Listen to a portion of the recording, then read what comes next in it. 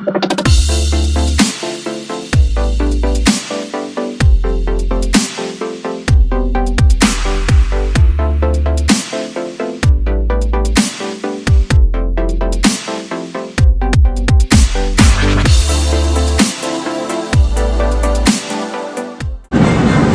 teman-teman, welcome back to my YouTube channel Sidik Setio Anggono. Dan kali ini kembali lagi di session podcast barengan Sidik.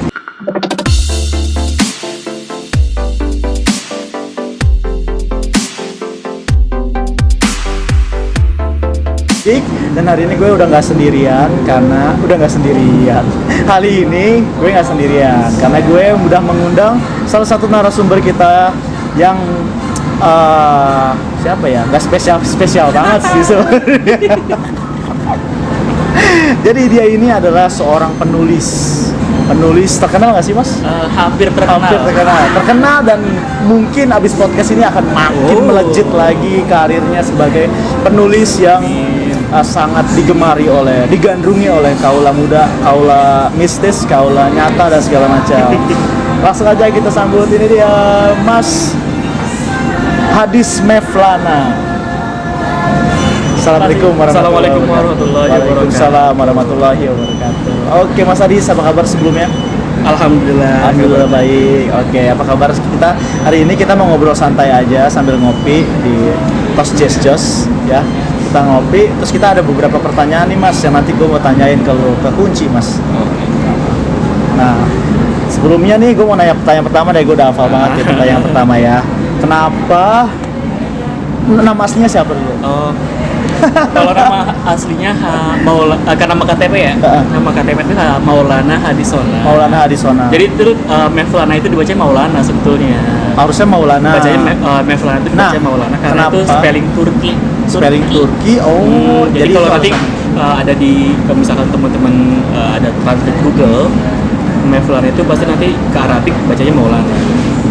Jadi bacanya gitu. Hadis Maulana tetap. Jadi tetap pakai nama asli sebetulnya. Dari nama asli Maulana. Tapi dibaca Maulana Hadisona, tapi di switch tuh nama depannya, nama belakangnya dikedepanin. Kadang orang Indonesia kan biasanya kalau manggil nama kan nama depan dulu ya, nama depannya ya. Nama depannya. Hadisnya di belakang Hadisona. Orang sini deh Mas. Geser dikit. Nah, takut banget sama gua. Ngeri ditonjok. Ya. Jangan tegang, kita ngobrol santai aja. Oke gitu ya. Jadi alasannya gitu. Kenapa namanya sini lagi. Oh ya Allah, ngeri. Kenapa alasannya Maulana Hadis Mevlana. Tapi nama bacanya Hadis Maulana bacanya sebetulnya. Tapi orang-orang banyakan bacanya Mevlana sih. Bacanya Mevlana dan banyak yang nggak tahu juga cara bacanya sebetulnya. Tapi kalau misalkan saya memperkenalkan diri, biasanya tetap pakai Hadis Maulana. Oh gitu. Bacanya aja. Dan ini sekaligus juga kayak nama pena gitu ya. Nama pena. Awalnya bukan nama pena, nama Facebook. Awal bikin Facebook. Zaman Facebook. Tua banget ya. Facebook. Jadi awal bikin Facebook pakai nama itu. Kayaknya kalau nama asli kayak biasa aja gitu, tapi pengen nama yang beda, pakailah nama itu. Kayak namanya tuh kedengerannya penulis banget gak sih gitu? Kayaknya gimana banget gitu. Nggak ada yang lain kayaknya, nama itu aja lah pakainya gitu. Oke, kemudian ini ya, kalau misalnya aku mau nanya lagi awalnya. Nih awal mula nih kan nggak mungkin lahir langsung suka nulis kan. Itu momennya tuh pas kapan sih? Pas udah pertama mencetuskan gue suka nulis, gue pengen nulis gitu. Awalnya saya coba-coba. Kayak apa jual bakso borak sih. Awalnya memang setiap orang pasti punya hal yang dicoba-coba dulu ya gitu ya. Misalkan contoh ini podcast juga awalnya mau coba-coba dulu ya. Gitu. Setiap orang punya hal yang dicoba-coba dan akhirnya dia merasa cocok gitu kan, atau dicocok-cocokin dulu, akhirnya gue nyaman ya di dunia kayak begini. Awalnya sih pertama ini karena iseng-iseng aja dari tahun 2000, sebelum tahun 2000 berapa ya, sekitar tahun 2009-an, jadi kayak suka aja tuh nulis-nulis kayak orang sekarang lagi quote kali ya, quote atau apalah, kata-kata pendek kayak gitu. Habis itu baru berlanjut ke puisi, habis itu baru lanjut bikin soal-soal, bikin cerita bersambung. habis itu udah ngerasa ada respon baik dari teman-teman yang baca, apalagi zaman dulu kan Facebook lagi lumayan bagus ya, isi ada naik daun lah ya. jadi ketika kita posting di notesnya si Facebook ada yang komen bagus atau apa, jadi kita merasa termotivasi untuk membuat tulisan berikutnya lagi kayak gitu. Jadi dari dulu berstep-step ya. Jadi awal dari quotes dulu, bikin yang ringan-ringan dulu aja, bikin puisi-puisian lah, puisi-puisian. Terus baru bikin cerpen ya, karena lebih meningkat lah jumlah katanya. Habis itu baru memberanikan diri bikin novel kayak gitu. Terusnya kenapa? Gitu. Alasannya apa? Sampai suka nulis tuh alasannya tuh kenapa sih sampai akhirnya tuh memutuskan, gue suka nulis nih gitu. Apa yang bikin tertarik lo sama nulis gitu? Kalau dulu kan iseng-iseng awalnya iseng-iseng karena nggak pernah memikirkan ini tuh sebagai suatu pekerjaan yang iseng-iseng aja lah. Kadang nulis, kadang enggak, ya suka-suka lah namanya baru coba-coba kan. Tapi semakin kesini ada hal yang akhirnya saya renungi gitu, karena sebagai saya pribadi apa sih yang harus saya persembahkan gitu ketika nanti saya udah nggak ada. Jadi pikirnya udah jauh nih. Kalau misalkan saya nggak ada, tapi saya pengen nama saya masih ada nih, masih dibaca sama anak-anak saya, cucu-cucu saya, atau teman-teman saya ketika saya udah nggak ada. Nah, salah satunya adalah tentu kita membuat karya. Banyak orang ada bikin film, ada bikin podcast, atau bikin buku. Jadi nanti karya kita lah yang akan tetap hidup di hati-hati mereka semua. Masih bisa dinikmati dinikmati walaupun kitanya nggak ada. Nah, tapi saya juga punya catatan sih bagaimana caranya ketika kita dinikmatin itu tetap bermanfaat buat yang buat yang menikmati dan kitanya yang jadi amal jariah kita. Makanya saya jadi kita ketika membuat konten pun tetap konten yang positif dan bermuatan segi-segi yang positif lah ya, yang bermanfaat lah buat orang. Kan banyak juga sekarang bikin konten tapi model-model yang nyelakain orang misalkan atau bikin orang mempermalukan orang gitu. Ada cuman saya selalu membatasi diri buatlah konten walaupun satu nih seumur hidup, tapi ibarat kata everlasting, dapat dinikmati buat generasi berikutnya. Contoh aja misalkan bukunya yang buku apa sih namanya, Khalil Gibran misalkan.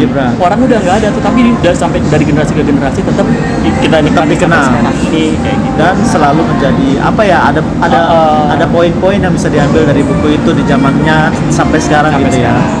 Oke, kemudian ini Mas di sini sih lebih ke genrenya apa sih? Nulisnya tuh lebih ke genre apa gitu? Kalau di genre ya.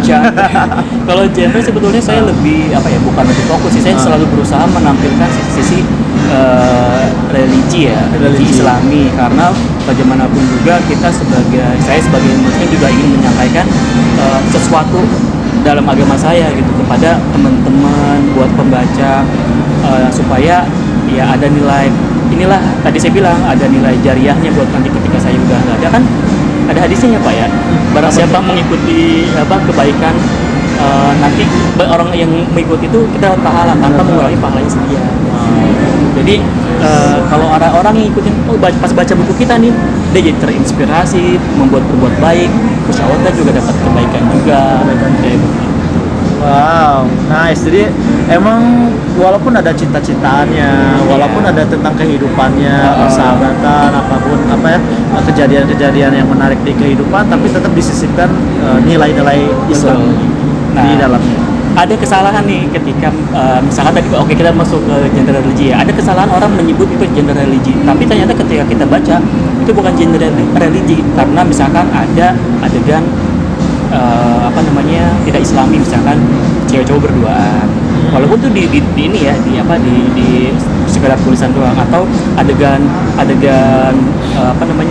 ranjang yang terlalu vulgar gitu kan, atau hal-hal lain yang yang itulah tidak sesuai dengan norma-norma lah. Tapi ada juga kadang melabelkan mereka genre religi lantaran nih tokohnya cuma berjilbab misalkan, terus settingnya pesantren, atau misalkan ada hal-hal lain yang kata-katanya assalamualaikum, waalaikumsalam gitu. itu bukan menjadi patokan bahwa Itu jadi buku Islam. bukan menjadi buku Islam, tapi lihat kontennya dan bagaimana secara si penulis itu meramu ceritanya itu supaya tidak bertentangan dengan kaidah-kaidah agama. Oke, menarik deh. Jadi kan kalau misalnya kita bikin novel atau bikin suatu cerita, kita kan mungkin kan ada sisi pro dan kontranya. Betul. Nggak semuanya langsung sisi positifnya.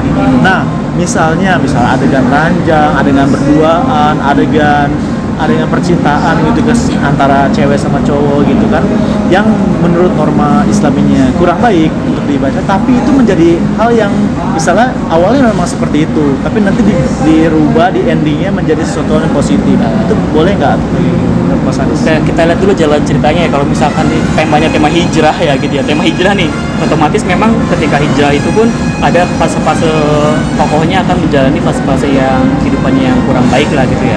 Ketika nanti di endingnya bisa dijelaskan bahwa terjadi perubahan, maka itu bisa dimasukkan seperti itu. Tapi cara kita menyampaikan penciptanya ya itu tidak boleh vulgar, atau tetap dengan bahasa yang indah, Kaidah bahasa yang dengan bahasa disesuaikan indah. ya. Jangan yang to the point ngomong misalkan dia buka baju misalkan gitu, tapi apalah gitu kan. Dan kalau saya prinsip adalah ketika ada hal-hal yang tidak terlalu urgent untuk disampaikan kepada pembaca, nggak usah ditulis. Toh pembaca juga udah paham, Udah paham. misalkan ya. Sampai situ paham gitu ya. Paham, kalau Iya. enggak ya Ya udah paham lah ya, karena juga nggak anak kecil juga yang nonton, yang baca gitu. Oke. intinya jangan sampai pembaca kita mempunyai imajinasi liar dengan apa yang kita tulis, karena kan nanti yang tanggung jawab penulisnya dong. Benar. Kan setiap perkataan dipertanggungjawabkan, setiap tulisan juga dipertanggungjawabkan. Nah itu beratnya jadi seorang Penulis. apapun itu, Iya, apapun itu ya, konten sebagai- kreator kah, pokoknya ini konten kreator, entah penulis, entah podcast, entah nulis segala macam. Sambil diminum Mas. Nanti haus dia. Silakan. Jadi diminum ya. gitu. Oke. Jadi nggak sekedar bikin nulis lah Tulisan gitu. doang. Yang penting orang laku gitu ya Iya. nulisnya. Apalagi zaman sekarang kan pengennya kan yang mudah dijual. Benar. Yang mudah dijual itu adalah cerita-cerita 17 plus kan, 21 plus malah. Adegan-adegan ranjang, cita-citaan, dijelasin. sampai detail-detailnya. Itulah yang bikin saya punya kenapa bikin itu gitu, kenapa nggak bisa bikin yang lain gitu kan, karena kan ini tuh buat kita menjadi abadi gitu kan. Kalau abadinya dalam kebaikan, alhamdulillah, siapa tahu aja jadi tambahan amal jariah ibadah. kita. Kalau misalkan kita bikinnya buku-buku bacaan yang nggak bener gitu kan, itu namanya apa? Dosa jariah ya. Iya, Kalau iya. kata orang, dosa jariah. Jadi malah dosa ya, menjerumuskan ya. Oke. Nah, kalau misalnya nulis nih selama ini, kira-kira inspirasinya sih dari siapa sih? Atau sosok idola yang menginspirasi itu siapa sih? Kalau dari Mas Hadi sendiri sejauh ini gitu ya, penulis. Kalau secara penulis saya yang kenal tuh cuma satu, ya kenal secara personal, Habibur Rahman Al-Syirazi. Oh ya? Iya. Oh ya, yang bikin ayat-ayat cinta. Ayat cinta ketika Ketika cinta bertasbih. Ketika cinta bertasbih. Apalagi habis itu? Ada Dalam Hiruk Cinta. Oh itu juga ya? Iya, Dalam Hiruk Cinta. Saya kan Wow. pernah Dalam Hiruk Cinta. Ngapain? Penumpang lewat. Oh ya. Oh jadi selain novelis juga cameo ya? Kami malah bagus figuran. Figurannya figurannya gitu ya. Apa yang penting masuk filmnya Habibur Rahman Al-Syirazi. Wow. Itu yang saya kenal, karena dulu awalnya kan zaman 2009 ada film Ketika Cinta Bertasbih, dan saya menjadi salah satu komunitasnya, komunitasnya yang menggerakkan film itu supaya film itu banyak ditonton oleh masyarakat. Jadi kayak promoin kayak Promotor. gitu. Nggak promotor juga sih, kita tim hore. Jadi buat Something like that. karena kan pada saat itu juga film-film Islami juga sangat sedikit ya, dan film Oke, itu kan yang kenal. Yang kenal personal, tapi lu yang selama ini tuh pengen banget kenal, pengen banget mengikuti jejak langkahnya, tapi lu belum bisa karena mungkin terlalu tinggi ataupun ibaratnya dia terlalu susah dijangkau gitu ya. Susah dijangkau gitu. Siapa ya? Kan gua ya, jangan gua ya. Saya lagi secara Personal? soalnya nggak tahu, sekedar tahu aja. Saya suka Tasaro Geka ya. Siapa? Tasaro Geka, dia yang bikin novel seriesnya Muhammad. Oh ya? Coba nanti ya cek ya. Oke. Seriesnya Muhammad. Kita lihat sini profilnya. Ada juga buku yang seperti series Isa Al-Masih. Karena kenapa saya suka saya pengen juga membuat novel yang berlatar belakang sejarah atau berlatar belakang biografi seseorang, sosok terutama di era-eranya kenabian kayak gitu. Bukannya itu ada di Sirah Nabawiyah gitu ya, Mas? Kalau Sirah Nabawiyah kan dia bukunya non fiksi ya. Nah, kalau ini dibikin secara fiksi, secara novel. Bisa gitu? Ya walaupun sebetulnya terjadi pro kontra dengan pengeksekusian menulis sirah secara novel ya. Gitu. Cuman kan dia mungkin punya pertimbangan khusus nih. Tapi ada ya? Nggak bukan yang nggak ada. Dari Sirah Nabawiyah inspiring jadi sosok fiksi.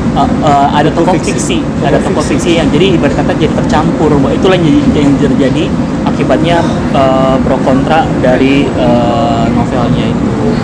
Tapi kalau misalkan kita mengambil sisi positifnya adalah salah satu jembatan awal untuk anak-anak muda kenal sama nabinya sebetulnya.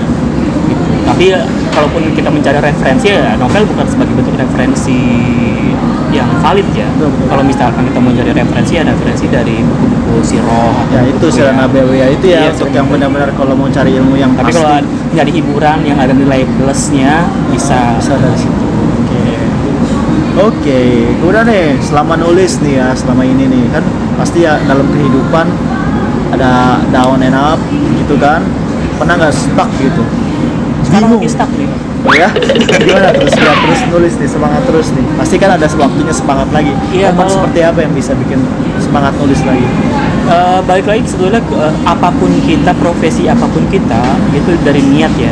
Niat kita nulis apa, niat kita membuat podcast apa, niat kita ngajar di klub apa misalkan gitu awalnya gitu kan. Bobok klub. Oh gitu. Beda. Apapun profesinya, balik lagi ke niat. Kan niatnya itu kadang kan naik turun ya. Itulah kita evaluasi aja niat kita apa sih, jangan-jangan selama ini niat kita salah nih. Karena semata materi atau karena pengen popularitas. Ketika popularitasnya nggak dapet, down. Tapi saya dari awal memang ketika nulis memang nggak memikirkan seberapa populer saya atau buku saya, tapi saya berpikir seberapa manfaat karya saya bisa dibaca oleh orang-orang kayak gitu. Dan menjadi apalagi sebetulnya ketika ada respon positif dari pembaca kita, ada respon balik ada ya. Modelnya testimoni gitu ya, misalnya testimoni pengalaman dia setelah membaca, atau ketika ada yang nge-DM, Kak saya mau bikin skripsi ini dari novelnya, gitu kan, ternyata novel kita tuh bisa dijadikan bahan skripsi ya sama teman-teman. Iya, istilahnya gitu. Dijadiin bahan skripsi sama anak-anak semester akhir gitu, benar-benar. Itu akhirnya bikin kita bisa jadi mereka jurusan biologi. Sebenarnya ini antropologi. Enggak ya, pasti jurusan bahasa sastra ya. Oke. Jadi pasti wajar ya. Wajar. Up and down itu pasti wajar. Apapun profesinya, nggak cuma penulis aja sebetulnya. Kita juga sebagai karyawan kadang juga ada malesnya, ada lagi hype-nya juga ya kan. Itu males mulu gue. Males mulu gue tadi tiap hari Senin ya. Iya. Jadi sebetulnya banyak motivasi aja, dan lingkungan juga sangat berpengaruh ketika kita dalam ingin concern ke sebuah profesi gitu ya. Ketika kita lingkungannya adalah misalkan penulis ya, teman-teman sesama penulis insya Allah bisa saling menyemangati, memotivasi. Tapi kalau kita cuma sendirian nih, ketika kita lagi galau, lagi stuck gitu kan, ya udah bingung sendiri ya. Tapi memang nggak bisa dipaksa sih ketika stuck. Saya tipe orang nggak mau maksa harus gimana, karena semakin dipaksa nggak bakalan keluar inspirasinya. Jadi nikmati aja masa-masa istirahat lah, sambil terus merefresh, mengambil bahan-bahan referensi, baca buku, entah itu kita berinteraksi dengan sesama penulis atau lainnya. Jadi ketika kita sudah mulai siap, sudah punya referensi. Dulu juga aku ada pengalaman nulis juga kan ya guys ya. Wow, sedikit. buku apa? Terus novel dia meledak. Ya kan ada beberapa, ada pernah nulis buku juga. Dulu kalau misal lagi ada inspirasi, gue kadang nggak tidur sampai jam 4 pagi. Padahal besok kuliah ya. Itu saking lagi banyak inspirasinya nulis sampai jam 4 pagi. Padahal besok harus kuliah. Ya, itu karena lagi inspirasi, lagi ada inspirasi gitu. Nah, kalau nggak ada mandek ya? mau mandek sampai 20 tahun nggak pernah nulis lagi. Stucknya kelamaan. Jadi modelnya kayak gitu memang ketika kita ada moodnya datang ya, moodnya datang memang kadang nggak bisa diberhentiin karena sekali berhenti feel-nya nanti beda. Benar. Karena kan kita bukan mesin ya, bukan mesin produksi gitu, tapi kita memang sebagai kerja dengan hati. Jadi apapun yang ada di pikiran kita itu yang kita tuangkan, bukan mesin yang mesti di target sekian jam sekian halaman. Nggak bisa kayak gitu. Jadi memang hal-hal yang sangat istimewa nih orang-orang kayak kita ya sebagai penulis itu. Jadi nggak bisa dibikin sebagai standar sehari sekian ada sih orang yang bisa fokus kayak gitu. Benar. Tapi ada beberapa orang yang ngalir aja ngerjain. Let it flow. Karena karya novel, karya tulisan ini juga baliknya berasalnya dari hati. Biar jadinya juga nyampe ke hati juga. Asik. Oke. Terusnya nih kita mau bisa nggak bagi-bagi tips singkat buat orang penulis pemula nih kayak Sandy misalnya. Kayak Sandy mau nulis nggak Sen? Nggak ya Sen. Nggak jadi penulis, tapi orang di luar sana pengen nulis tapi nggak jadi. Kira-kira ada tips nggak sih gimana sih buat penulis pemula gitu? Yang kalau mau gampangnya itu gini sebetulnya, ikutan komunitas menulis, atau misalkan nggak memungkinkan ikut komunitas, minimal punyalah teman yang dia memang concern ke dunia penulisan. Seperti ini. Jadi ketika punya teman penulis ya, walaupun udah ayo tetap aja enggak. Saya capek mas, ngajar terus kan pusing. Berarti alasan. Selalu banyak alasan buat nggak nulis ya emang. Jadi memang jangan dikira gitu ya, orang yang karyanya jadi itu dia nggak berlelah di malam hari gitu.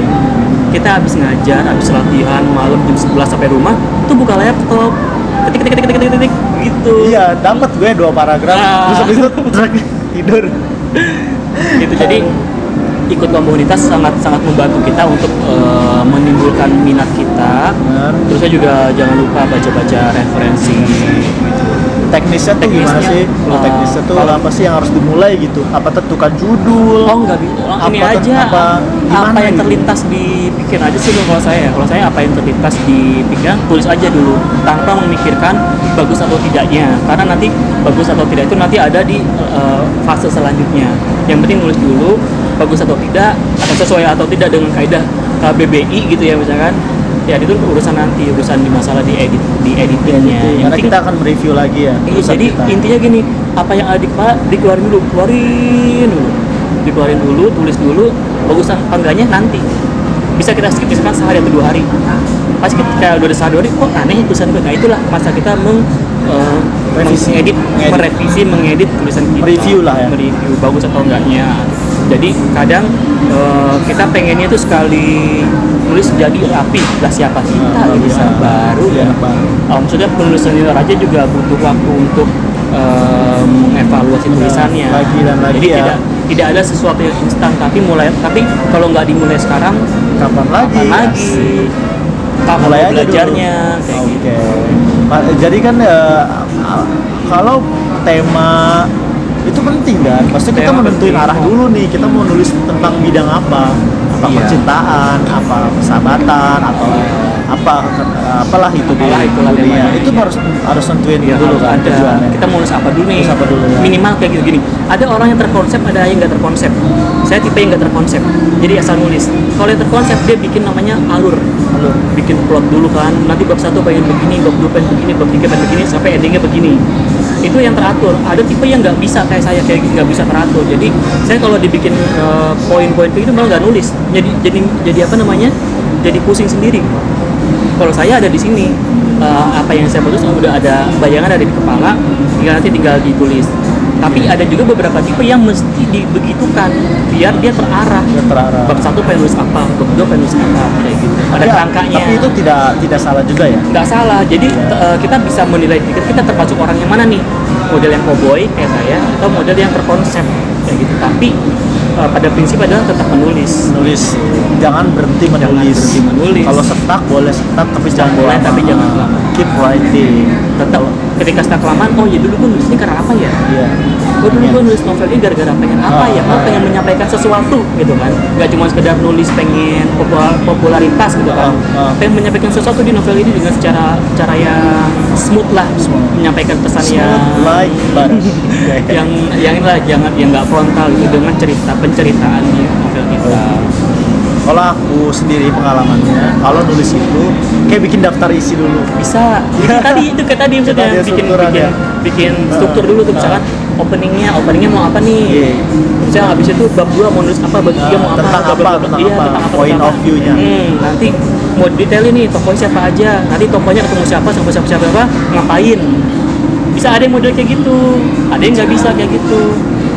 Jadi nggak bisa menyamakan cara penulis yang satu sama penulis yang lain. Poinnya sebenarnya don't ever stop writing ya. Jadi itu yang harus mau caranya gimana pun ya. Caranya tetap nulis. Oke. Jangan misalkan kita mengidolakan kita mengidolakan si penulis A. Minta tips and trick ya. Boleh minta tips and trick, tapi balik lagi ke diri kita, cocok nggak tips and trick itu. Misalkan Kak nulisnya setiap jam berapa sih gitu kan ya, saya setiap jam 8, jam 8 kita masih kerja misalkan gitu ya, itu terus dia resign demi mengikuti idolanya gitu. Artinya tips and trick dalam dunia penulisan atau dalam apapun itu boleh Mas, kita. lu lama-lama keluar kamera dulu deh Mas. Kayak gua sikut gitu, minggir gitu. Tips and trick itu boleh aja kita jadi bahan motivasi, bahan bacaan kita, tapi tetap menyesuaikan dengan style kita, dan nggak jangan dimakan plak-plak walaupun kita mengidolakan si A. Jadi jangan sampai ngerubah habit dari ke daily activity kita yang emang udah pattern gitu ya, udah pas banget begitu, terus tiba-tiba karena idola kita bilang A, kita ikutin A kayak gitu. Saya nulis misalkan habis subuh gitu ya, maka subuhnya udah siap-siap kerja. Nah itu kan kita ambil faktornya, berarti dia nulis ketika habis subuh karena tenang. Waktu tenang kita tuh nggak subuh ternyata jam 11 sampai jam 12 malam kayak gitu. Sesuaikan ya. Ambil pakemnya aja, jangan ambil saklek jamnya. Oke. Nah kalau misalnya nih lagi nulis, biasanya dapat inspirasi dari mana? Dari mana ya, bukan dari siapa? Misalnya melihat apa, kucing jalan atau melihat apa? Yang paling gampang itu adalah dari makanan. dari lingkungan terdekat kita ya, dari pengalaman kita, dari pengalaman teman-teman kita, dari pengalaman sekeliling kita lah yang gampangnya. Nanti kita racik sedemikian rupa, jangan sampai plak-plak banget lah. Tetap ada bumbu-bumbu kehidupannya. Gitu. Jadi jangan terlalu jauh dulu ngambil nulis ini itu nanti lah, yang penting ambil dari lingkungan terdekat aja, cerita teman dari suka curhatkan misalkan gitu ya, itu bisa jadi bahan. Atau kita punya permasalahan yang kita sulit curhatin ke orang, ya kita bisa tulis. Jadi dalam bentuk tulisan, nggak bisa teriak misalnya. Tulis aja. Lagi galau gitu kan, nggak bisa teriak. Pakai dia namanya siapa gitu kan, ambil tokoh si A misalkan. Si A kesini gitu. Kayak gitu ya. Dari manapun bisa dan dari circle terdekat dulu. Betul. Dari sekitar kita lah, nggak usah jauh-jauh. Pengalaman pribadi juga bisa sebetulnya. Nah ini benar. Pengalaman pribadi. Nanti ada gue mau nanya juga nih. Oke. Terus kan, itu tadi pengalaman pribadi. Dari sekarang sosok Mas Adis nih, pengalaman pribadi apa yang paling menarik yang jadi buku akhirnya? Jadi buku-buku saya sih. Nanti aku sambil list ya di sini ya, prestasinya Mas Adis ini banyak banget. Prestasinya menang ini banyak. Jadi nanti aku sambil nulis nih, sambil ngobrol kita tulis di prestasinya dia sama cover bukunya. Jadi bisa dibeli di mana. Gitu. Jadi kalau misalnya dari pengalaman pribadi, kebanyakan apalagi pengalaman pribadi nggak mesti dari ini ya, nggak mesti dari cerita kita, kadang cerita temen, cerita orang-orang terdekat kita gitu. Tapi untuk yang buku novel saya pertama itu memang kalau bisa dikatakan yang judulnya apa? Embun di atas daun maple. Embun di atas daun maple. Oh, itu novel kan di luar perdana. negeri. Anda ke luar negeri. enggak? Oh, itu nanti ada tips ada. and triknya lagi. Oke. Jadi itu dari Pengalaman kisah pribadi, nyata, pribadi. secara konten memang pengalaman pribadi saya ketika jadi tokoh utamanya lah gitu ceritanya. Hampir dibilang 90-an persen. 90. Artinya sekitar 10% itu ya bumbu-bumbu karena ada fiksi, ada percintaannya, termasuk settingnya. Awal dulu saya bikin tuh setting di Depok. Tapi kok nggak jual gimana? Iya betul itu betul. Benar-benar Ambil ya? setting di UI. Ngambil kos-kosan yang pinggir-pinggir UI itu di Margonda gitu kan. Itu waktu masih bentuknya cerpen. Masukin gini. Akhirnya kayaknya nggak ngejual ya. Nggak ngejual bukannya kita nggak pecinta Indonesia, tapi kan kita ada realitas Pesan ya. ukur ya. Realitas gitu. Karena pembaca tuh pengen hal yang di luar jangkauannya gitu. Kayaknya kalau setting luar negeri malah lebih menarik gitu buat dibaca gitu kan. Akhirnya mengubah setting itu nggak semudah kita cuma ganti nama UI jadi Kanada atau merubah toko A jadi toko B gitu kan, merubah nama orang jadi nama ini. Tapi bahkan ketika merubah nama, kita kan merubah kewarganegaraannya. Tadinya orang Indonesia suku mana tiba-tiba jadi orang sana. Otomatis berubah dari cara berbicaranya, cara tingkah lakunya kan beda. Nah, Jadi itu ada eksplorasi lagi akhirnya dioprek lagi sedemikian rupa, hampir makan setengah bab karena nggak sesuai dengan setting kan. Ada beberapa yang nggak sesuai, ada yang beberapa yang nggak sesuai, banyak kan nggak sesuainya. Akhirnya ngoprek lagi, akhirnya jadilah dengan setting luar negeri. Tokohnya tadinya orang Jakarta jadi orang Teluk Kuantan, dan settingannya jadi tadinya di Indonesia di Universitas Indonesia, saya bawa ke Kanada di University of Saskatoon. Gitu. Saya pernah sana enggak pernah sana. Jadi kalau kayak gini kesulitan pasti sulit karena kita nggak pernah benar-benar ada di that place gitu kan. Lalu gimana tuh cara menanggulangi kesulitan tersebut? Saya kan nggak bisa menyatakan saya sukses atau enggak ya dengan eksplorasi setting luar negeri dan Teluk Kuantan itu. Tapi ada beberapa pembaca yang menanya ke saya, Mas emangnya pernah ke sana? Kok kayak real gitu, kayak nyata gitu kan, sombong.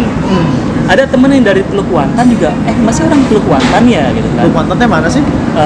Malaysia? Bukan, Teluk Kuantan tuh ini daerah Riau ya. Oh, itu Kelantan ya? Kelantan, masih Indonesia. Oh Riau, masih Indonesia. Oke. Pekanbaru. Gitu. Dan ada beberapa teman yang dari Teluk Kuantan juga akhirnya mengira saya orang sana atau saya pernah ke sana kayak gitu. Akhirnya Mas Haris asli mana? Padang ya?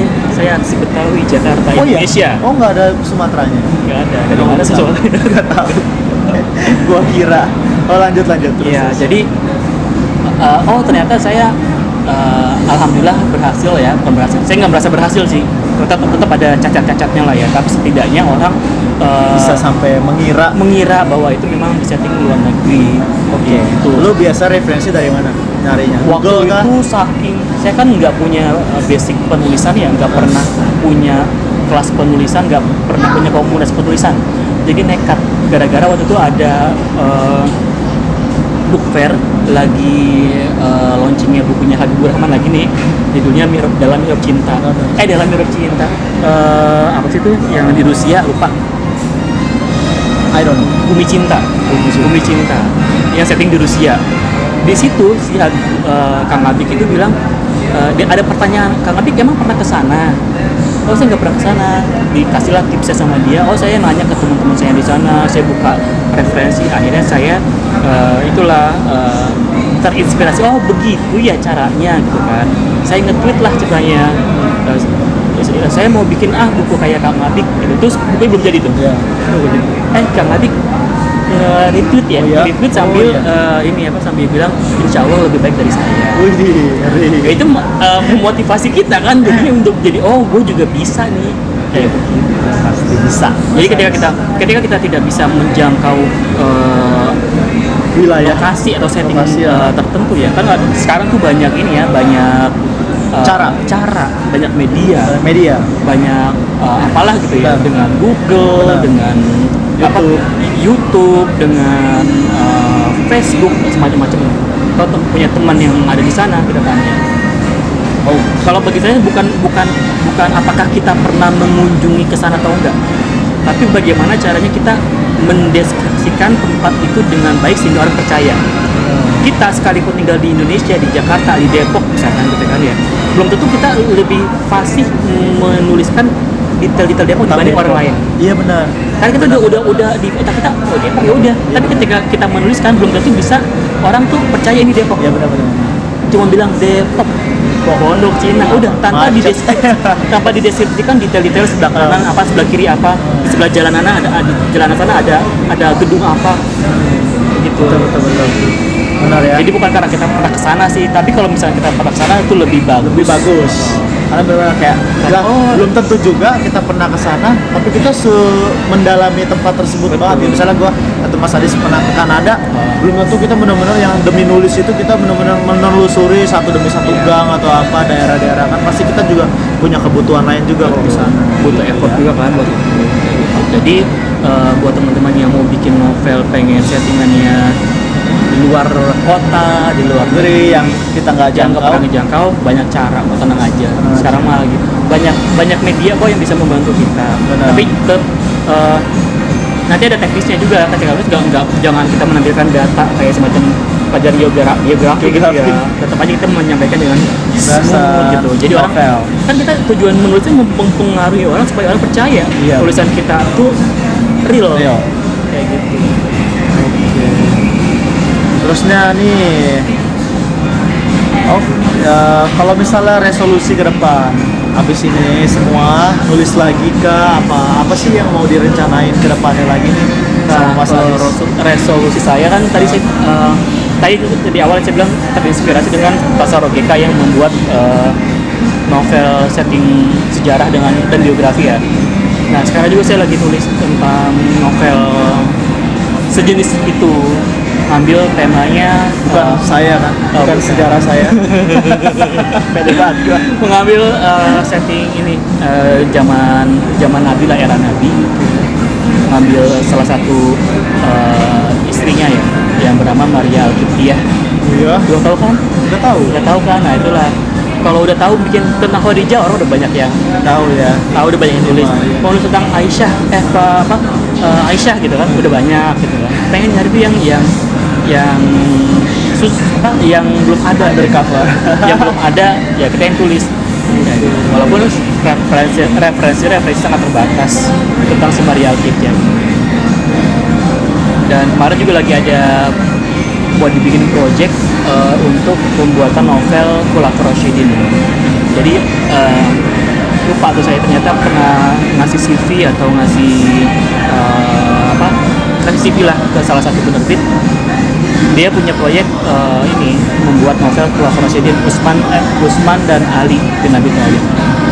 Nah ternyata cuman dua nama itu, dua judul itu tuh yang akan dibuat, tapi ada 5 orang penulis yang akan kolaborasi. Bukan kolaborasi, ternyata di audisi dulu. Oh, di audisi 5 orang. Alhamdulillah saya masuk tuh 5 orang itu.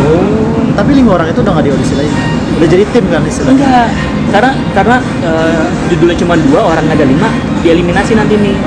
Cara mengeliminasinya adalah kita disuruh membuat cerpen tentang Ali bin Abi Thalib, masa remaja Ali bin Abi Thalib. Terus sudah terjadi kah? Atau baru masih hari project? ini mau dikirim. Wow, semoga good luck. Semoga lanjutnya sukses lagi ya. Yang terbaik aja sih saya emang. Iya, benar. Tapi pengennya berhasil dong. Dong. Makanya didoain ya. Yang nonton amin. Ya semoga makin sukses Mas Adis ya. Oke, buat tipe-tipe orang galau yang nggak bisa mengekspresikan, yang pokoknya galau mulu hidupnya, itu cocok nggak sih jadi penulis Mas? Setiap orang punya ini sih, punya kesempatan buat menulis sih sebetulnya ya, nggak mesti yang orang galau-galauan aja. Orang ceria-ceria, orang suka horor juga bisa nulis kan kita punya genrenya masing-masing. Apapun genrenya, bagi saya gini, apapun tulisan kita, apapun genre kita, jangan lupa faktornya adalah tulisan kita itu harus bermanfaat bagi pembaca. Sukanya nulis horor nih, kira-kira horornya kalau bisa horor yang bermanfaat gitu. Jangan horor yang musyrik gitu kan. Jangan horor yang malah ya pada setan. Ya pada setan teriak. Yang ada yang serem-serem teriak gitu. Jadi tergantung orang punya apa sih sense-nya mereka gitu. Misalnya mau ke komedi, Iya, komedi ada horor, genre komedi. cinta, mau apalah yang apa kayak menulis non fiksi juga bisa kan? Bisa. Sebenarnya mereka kayak menuliskan apa sih yang kejadian bener, real kejadian dia tulis dalam bentuk kayak Jadi artikel gitu mungkin ya. penginspirasi orang buat Influencer lah ya. ah, Konten kreator semuanya, yang penting kita tahu segmennya kemana, mau arahnya kemana, pasti akan berhasil. Maksudnya kalau misalnya kita fokus di satu titik itu. betul. Satu titik. Gimana lagunya? Oke. Mungkin ini pertanyaan terakhir ya. Setelah gitu kan. Nah, Mas Adi sini lagi galau atau enggak? Bukan ya. Galau mulu saya mah. Katanya banyak karyanya. Enggak. Oke, itu resolusinya saya udah pasti. Resolusi pengen bikin ini, pengen menyelesaikan novel dasar Enggak itu, sejarah. enggak cuma itu, Apa tuh? maksudnya lebih luas lagi, apa pengen bikin komunitas yang mengetuai. Kalau komunitas alhamdulillah ada, tapi cuma sebatas grup online gitu lah ya. Terus kan aku tadi baca WA story-nya itu ada event. Oh, Coba mau ada sampai event. siapa Oh, tahu iya. tayang sebelum, karena masih jauh Januari ya. 22 Januari kan? 9 Januari. 9 Januari 2022. Insya Allah semoga masih bisa bernapas. Amin ya Allah. Ya. Jadi coba ada promoin apa tuh? Acara apa sih itu? Acaranya tetap online di Ya, menarik. WhatsApp grup online tentang penulisan. Jadi kayaknya sih berantai gitu, setiap minggu atau beberapa hari ada beberapa penulis yang menyampaikan materi-materi penulisan. Kebetulan saya dapat kebagian cara membuat alur yang baik gitu kan. Oh. Jadi ada segmen-segmennya juga. Pertanyaannya adalah emangnya bisa bikin saya aja galau sebetulnya dikasih judul itu apa ya? Belum kepikiran. Iya bisa aja dulu. Bisa aja gitu, dulu. bisa aja dulu. Oke. Kan jadi sarana juga. Tapi kita kan belajar. based on your experience juga kan, kalau misalnya itu. Betul, kadang Kenalan tapi kita baik. kalau berdasarkan experience nggak apa ya, nggak bisa diikuti sama kebanyakan orang, cuman orang tertentu aja yang setipe sama kita. Sementara kan audiensnya general nih umum. Makanya kita butuh juga referensi dari yang penulis sebelumnya, penulis yang udah. penulis yang udah ini kan. Jadi butuh referensi, belum baca nih. Tapi mudah-mudahan sih bisa. Kalau Oke. tentang alur. Jadi itu jadi bukan terbuka untuk umum ya. Jadi untuk terbuka hanya member, untuk umum ya nanti biasalah syaratnya ikut komunitasnya dia. ikut komunitas dia nanti baru bisa gitu. Nanti ada kontak kayak Kadang Instagramnya suka- Mas Adi juga aku tempel di sini supaya kalau kalian mau DM, mau ngajak Mau ngobrol nanya-nanya, nanya atau langsung, apa, boleh. bisa boleh, atau mau komen di kolom komentar juga bisa, nanti mungkin dijawab sama dia. Udah subscribe kan? Oh, harus lah. Jangan lupa subscribe. Jadi kalau misalkan gini ya, kalau saya disuruh ngisi materi penulisan, kadang saya suka bingung apa yang mesti saya sampaikan. Pertama, saya belajarnya secara otodidak. Terus saya nggak pernah bikin PPT lah Tutorial. apa gitu tutorial untuk dikasih materi atau apa. Kadang itu yang bikin apa ya, bisa nggak ya, mampu nggak? Tapi ya alhamdulillah mesti dipaksa. Benar. Ketika dipaksa, oh besok kita ada materi tentang apa sih genre religi, baru bikin. Kalau gitu nggak bikin, nggak bikin. Makanya tantangan banget nih tentang alur. Saya belum pernah bikin PPT-nya atau apa tuh itunya lah gitu ya, materinya. Kemudian dengan tantangan ini jadi nulis materi itu. Mantap. Oke, coba mati nih. Oke Mas Adis, itu kayaknya beberapa pertanyaan, banyak juga ya pertanyaan ternyata Iya. ya. Gak sulit kan pertanyaan dari saya? Enggak. Nah, ini satu lagi nih pertanyaan yang mungkin orang gamang atau bingung, ya kan? Kamu bingung nggak? Bingung, Oh, bingung juga. bingung lah. Kita juga galau terus ya orang yang sama. Cara menerbitkan buku. Cara membuat buku. Pengalaman bagi Oh, bagi pengalaman, iya. subscriber atau yang viewers itu, cara nerbitin buku yang pernah Mas Adi alami itu apa aja? Buat teman-teman nih yang lagi nonton ini, sebetulnya cara menerbitkan buku itu sebetulnya sekarang sudah sangat mudah ya. Really? Oke. Yang penting mah punya naskahnya dulu. Kelarin dulu nulisnya. Gue punya satu, Udah kelar. udah, tapi ditolak mulu dulu, abis sekarang nggak pernah diedit lagi. Jadi menulis Gimana? buku itu setelah kita menyelesaikan tulisan kita, selanjutnya mau apa nih? Ya, yang paling gampang ada tiga. Pertama, kita terbitkan secara online, banyak platform ya. Ada Wattpad, ada Baca, ada bla bla bla. Nulis buku Itulah pokoknya online. banyak ya online ya. Kalau tujuannya kita sebatas ingin Menerbitkan. cari pembaca. Itu namanya apa tuh? Self publisher. Itu mah ini beda lagi. Oh, beda lagi. Itu ya platform penulisan aja, salah satu sarana kita untuk menerbitkan buku lah ya, tapi secara online. Oh, tidak jadi dicetak. Iya Nah, benar. dicetak. Oh, itu dari cetak. Jadi Pakai tapi kita platform penulisan. ditampilin di Tinggal online di website mereka. Iya, website atau di download aplikasinya. Benar. Yang kedua ada dengan cara penerbitan self publishing atau self publishing. indie. Ada yang satu lagi yang ketiga ini mayor. Mayor teh apa? Kalau self publishing Ngajuin. self publishing mah gini, jadi kita menerbitkan sendiri Iya. tanpa ada seleksi dari Iya. editornya, apapun naskah ibarat kata diterima selama masih dalam batas-batas yang wajar lah. Misalnya penerbit ini juga punya batas, jangan ada adegan vulgar atau sara kayak gitu tidak ada. Tetapi mereka tetap menerbitkan dan berbiaya sendiri Berbiaya sesuai sendiri. dengan paketan dari yang mereka keluarkan. Misalkan Pengalaman saya- paket A nih silver misalkan, apa gold misalkan, 1 juta udah ISBN, udah Iya, editing, udah iya. cover, udah bla bla bla bla bla. Cetak dapat dicetak 3 buku misalkan kayak gitu ada. Masing-masing penerbit punya paket penerbitannya. Saya juga pernah coba satu buku saya terbitin di self publishing. Itu kayak ada bagi royaltinya juga ya. Nah, iya Jadi setiap penjualan itu ada mau di platform, mau di indie, mau di mayor tetap ada pembagian royalti pasti ada ya. Jadi keuntungan kita berapa, hasil biaya produksi segala macam, keuntungan mereka juga ada. Dari bagi rata. Jadi ada kalkulasinya langsung di situ ya. Jadi nggak usah bingung. Dikit kan dapatnya? Dikit sekali. Royaltinya? Iya, Udah makanya gitu itu. teman pada minta gratis lagi. Gratis. Gimana tuh? Iya, Tunjukin kan? aja, Pak. Kaya aja dulu gue ya bagi-bagi baru. Ya istilahnya kayak promote juga kan. Iya. Jadi kayak harus ada backingan ya, kalau mau promosi lebih besar self publishing harus didukung juga sama media ataupun support yang bagus Betul. juga ya dari segi promosinya. Harus pintar dagang lah. Nah, benar-benar. Gitu. Karena kan kita dengan biaya sendiri dengan dengan sendiri gitu. Kalau misalkan mayor nih tadi ya, mayor kan kita mengajukan ke publishing besar. Nah, Kayak buku-buku teman-teman yang ada di Gramedia itu namanya mayor melalui sistem seleksi itu yang saya ditolakin dulu guys sampai sekarang. Kenapa ditolak? Pertanyaannya kenapa ditolak? Karena bisa jadi tidak sesuai dengan pasar mereka. Kriteria pasar mereka juga. Ibarat gini, itu penerbit buku otomotif. Buku kita buku Iya, apa namanya? Tentang makan-makanan. Iya benar. Otomatis Tidak masuk ya. nggak masuk kriteria mereka. Jadi bukan karena tulisan kita nggak bagus. Pernah ingat dulu satu alasan mereka nolak itu, entah penerbit siapa yang gak usah disebutin ya, bilang tuh buku gue yang satu-satunya itu yang udah jadi itu tebelnya itu tebel banget gitu.